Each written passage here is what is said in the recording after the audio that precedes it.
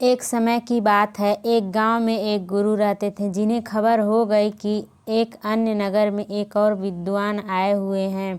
वे अद्भुत ज्ञान के मालिक थे और आगे बढ़ने के लिए सबकी सहायता कर सकते थे। ये खबर सभी को बहुत पसंद आई और सभी लोग उस नगर में उनसे मिलने के लिए जूझने लगे।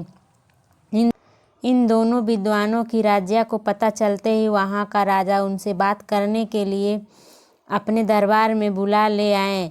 राजा ने दोनों विद्वानों से अपने राज्य में ज्ञान का प्रचार करने का आग्रह किया। दोनों विद्वान ने राजा के आह्वान को स्वीकार किया और उन्होंने राजा के सामने आगे जाकर कहा, आपके सामर्थ्य के लिए हमें गर्व महसूस हो रहा है महाराज।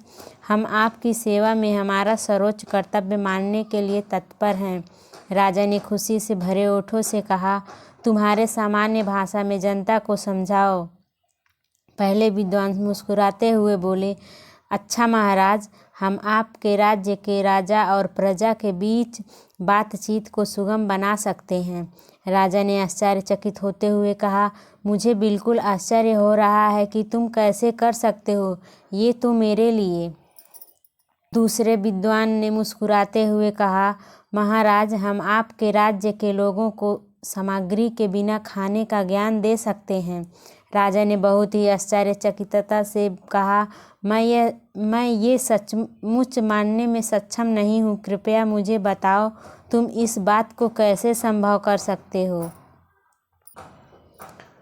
पहले विद्वान ने कहा, महाराज, हम विज्ञान का उपयोग करके एक ऐसा उपकरण बना सकते हैं जिससे हम राजा की मर्यादा के साथ बातचीत कर सकते हैं। यह उपकरण हमारे बहुत सारे प्रयोगों को सुलभ बना सकता है और आपके ग्रामीणों के बीच सामर्थ्य का निर्माण कर सकता है। दूसरे विद्वान ने कहा, महाराज, हम खाना खाने की ज़रूरत के बिना एक ऐसा प्रयोग बना सकते हैं जिससे खाने की जगह नहीं होती है। यह उपकरण आपके लोगों के लिए आरामदायक और स्वास्थ्यप्रद होगा। ये सब सुनकर राजा बहुत प्रभावित हो गए और उन्होंने दोनों विद्वानों का स्वागत किया और अपने राज्य में इन उपकरणों का प्रचार करने के लिए उन्हें सौभाग्य दिया। दोनों विद्वानों ने राजा की प्रशंसा करते हुए उनकी सेवा में खुशीपूर्वक काम किया और सभी लोग उन्हें प्रमाणित करते थे।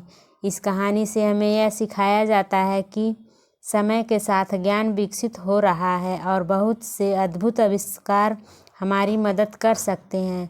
दो विद्वानों के उदारता, समर्पण और सेवा भाव की मिसाल हमें यह बताती है कि हमें हमारे ज्ञान और कौशल को समाज की सेवा में लगाना चाहिए।